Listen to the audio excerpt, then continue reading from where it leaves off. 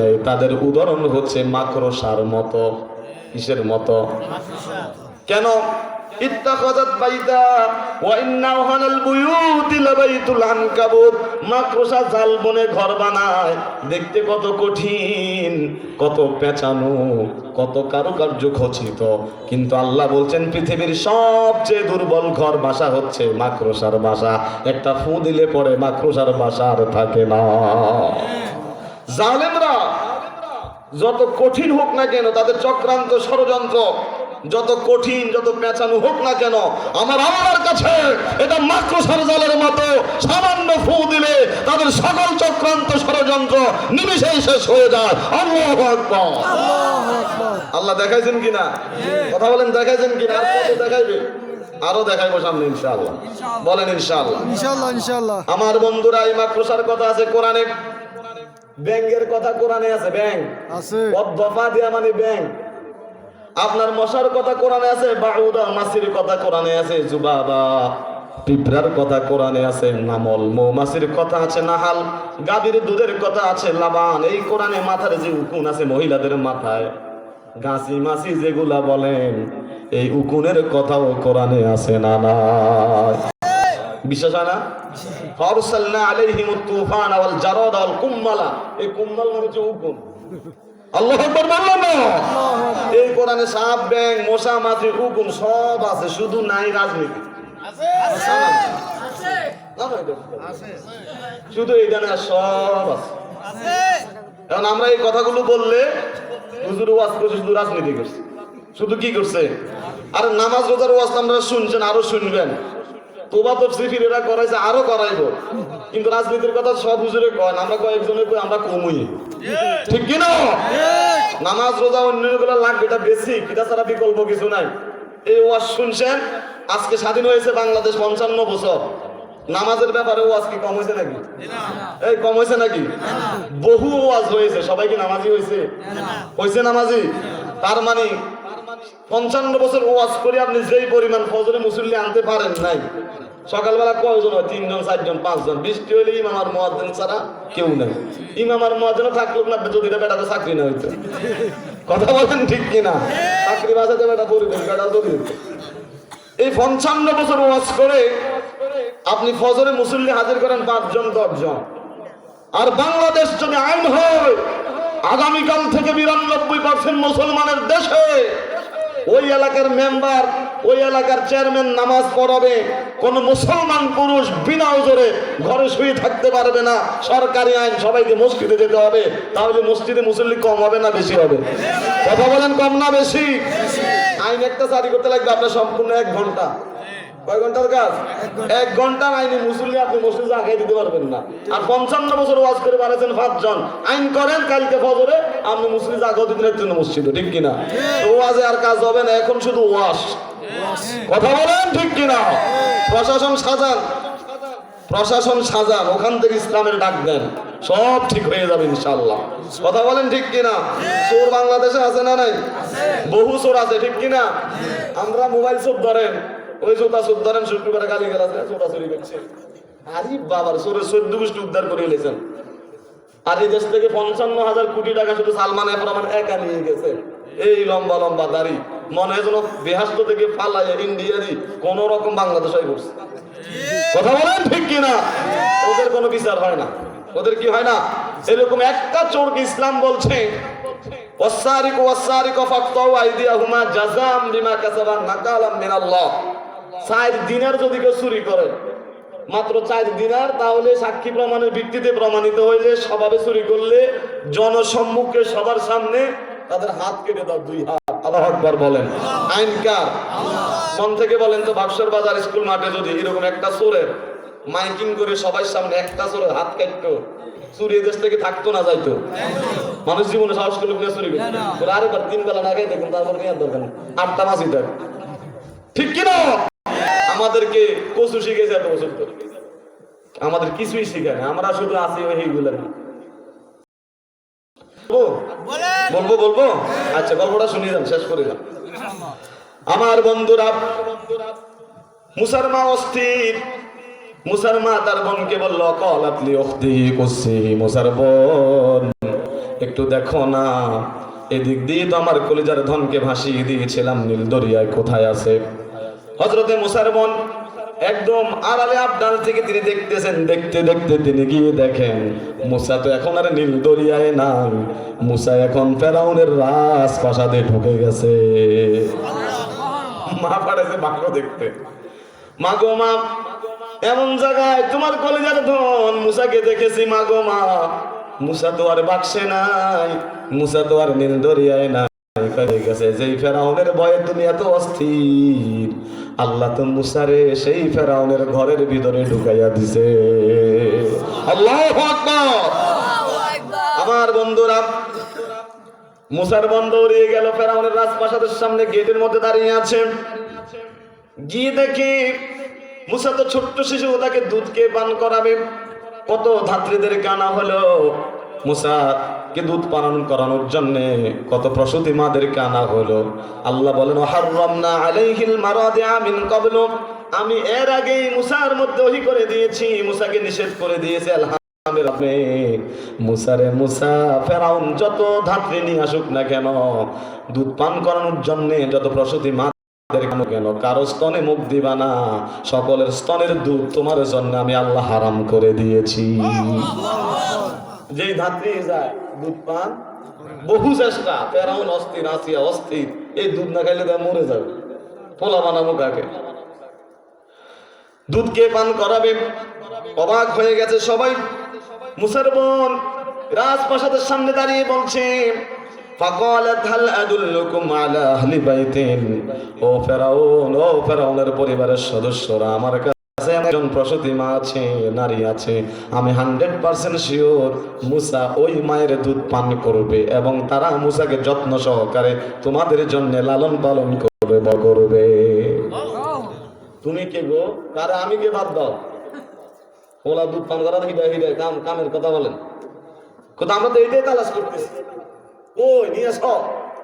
মুসার বোন এক দৌড় মারল, মা গো মা, কাজ আরো হয়েছে, আমার ছোট্ট মুসা তো ফেরাউনের বাসায় ঢোকে নাই, মুসা এখন যেই কাজ করছে, আমি তুমি আমার গোটা পরিবার এখন ফেরাউনের রাজপ্রাসাদ আমরা থাকতে পারবো, ফেরাউনের খরচে। আল্লাহু আকবার। পরিকল্পনা কার? কথা বলেন কার? এত পোলাপাইন মেরেছে, এত শিবির মেরেছে, এত জামাত মেরেছে, কিন্তু 5 আগস্টের পরে ঢাকা বিশ্ববিদ্যালয়ে দেখা গেল যারা সমন্বয়ক ছিল এগুলোর মধ্যেই শিবির আছে। ঠিক কিনা? রেখেছেন কে? জাগরে এত মারা মারলাম, এত কিছু করলাম, আজকে দেখি তাদের হাতে আমার পতন হলো।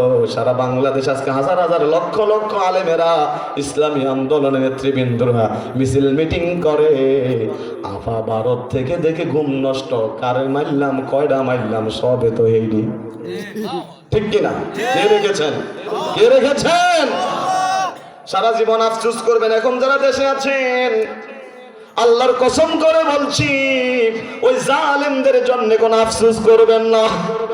তারা আমাদের কলিজার টুকরো, আমাদের হৃদয় স্পন্দন, তাফসীর মাহফিলের রূপকার। এই দেশে অসংখ্য গণিত যুবকেরা যুবকেরা যারা ওয়াজ শুনে পথে এসেছে, অসংখ্য গণিত অমুসলিমরা ইসলাম ধর্ম গ্রহণ করেছে। তোমরা এত বড় জালেম ছিলা, আমাদের কলিজার টুকরো মরহুম শহীদ আল্লামা সাঈদীকে তোমরা ইনজেকশন ফুস করে তোমরা হত্যা করেছ।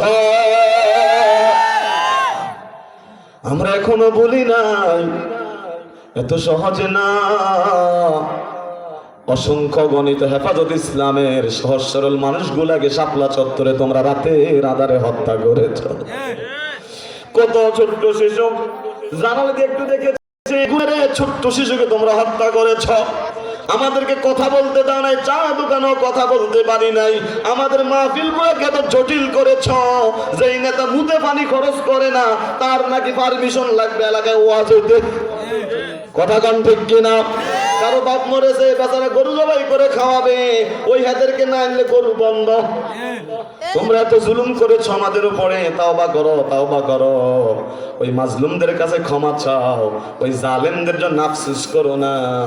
ওই আফসোস লিগ হওয়ার কোনো দরকার নাই। আমার বন্ধুরা, মুসার মা আসলো, ফেরাউন মুসার মাকে ভিতরে ঢোকার সুযোগ দিল। আল্লাহর কি কুদরত, ছোট্ট শিশু মুসা তো জানে এটা আমার মা। মাকে দেখি কাল বিলম্ব করে নাই, ঝাপটি মেরে মায়ের কোলে চলে গিয়েছে। দুধ দিতে দেরি, আর মুসা মায়ের দুধ পান করতে দেরি করে না। মুসার মা মুসাকে কোলে নিয়া প্রাণ জোরালো, অন্তর শীতল হলো, কলিজা ঠান্ডা হলো। আল্লাহ বলছেন মুসার মা, আমি যে তোমাকে কথা দিয়েছিলাম ইন্না রাদ্দুহু ইলাইকি, মুসাকে কিছুদিন পরে তোমার কাছে ফিরিয়ে দিব। ও মুসার মা দেখো দেখো, ফারাদাদনাহু ইলা উম্মিহি, আজকে আমি তো মুসাকে তোমার কোলেই ফিরিয়ে দিয়েছি। এই জন্য আমার যদি কোনো কিছু হারিয়ে যায় আমরা আফসোস করবো না। কি করবো না? অনেক সময় আল্লাহর আদেশ, ইসলামের আদেশ আমাদের কাছে বাহ্যত ভালো নাও লাগতে পারে, কিন্তু বেজার হবেন না যে আমার আল্লাহ দিয়েছে, আমার আল্লাহ দিয়েছে। এটা সান্ত্বনা দেবেন নিজেকে, সবসময় নিজেকে মানসিকভাবে দৃঢ় রাখবেন এইভাবে যে আমার আল্লাহ দিছে, আমার আল্লাহ নিতে, আমার এখানে কিচ্ছু করার না, সিদ্ধান্ত আল্লাহ। আমার উপর একজন আছেন, আমি কি খাবো, কি করব, কোথায় যাব, কি ইনকাম হবে, কি বিপদে পড়ব, কি মুসিবতে পড়ব, সব এক আল্লাহর পরিকল্পনা, আমার কিচ্ছু নাই। ঠিক কিনা? আল্লাহর রাসূল বলেছেন, ইমানদার ব্যক্তির যদি জ্বর হয়, ইমানদার ব্যক্তি যদি অসুস্থ হয়, ইমানদার ব্যক্তির যদি পায়ে কাঁটা বেঁধে, ইমানদার ব্যক্তির দুশ্চিন্তা করে, টেনশন করে, হতাশ হয়, সব কিছুর বিনিময়ে আল্লাহ ইমানদার ব্যক্তির গুনাহগুলো মাফ করে দেন। আপনি প্রশ্ন করবেন, হুজুর যার গুনাহ আছে তার গুনাহ মাফ হবে, আমার তো গুনাহ নাই, আমার পায়ে কাঁটা বিঁধলে আমার কি হবে? রাসূল বলেছেন, প্রতিটি কষ্টের বিনিময়ে আল্লাহ তোমাদেরকে নেকি দিতে থাকবে। তাহলে আমাদের বেঁচে থাকা কার জন্যে? আমাদের মরে যাওয়া কার জন্যে? আমরা যা কিছু পাবো প্রশংসা কার? কোনো কিছু হারিয়ে গেলে আমাদের কোনো আফসোস? বলেন কোনো আফসোস নাই, থাকার কথা। আজকে অবাক লাগে আমার দেশের কিছু যুবকেরা কানে দুল পরে, কি করে? কানে দুল, হাতে ব্যাস লাইট, তারপরে এই হাঁটুর দিক দিয়ে প্যান্ট ছিঁড়া, আছে কিনা এরকম? তারপর কোমরের মধ্যে জিন্স প্যান্ট পরছে, কোমরের মধ্যে ভিট নেই, এটা অর্ধেকটা এমনি নামিয়ে গেছে। ঠিক কিনা? চুল উস্কু খুস্কু, গাঁজা খেয়ে, ইয়াবা খেয়ে, গাল এমনি ভিতরে ঢুকে, গালটা উড়ে গিয়ে যায় এমনি রয়েছে। এই সমস্ত গাঁজুরির জন্য কিছু কিছু মেয়েরা নাকি পাগল হয়ে যায়, আফসোস লাগে। ঠিক কিনা? তোমাদের রুচি এত কি করে নষ্ট হলো?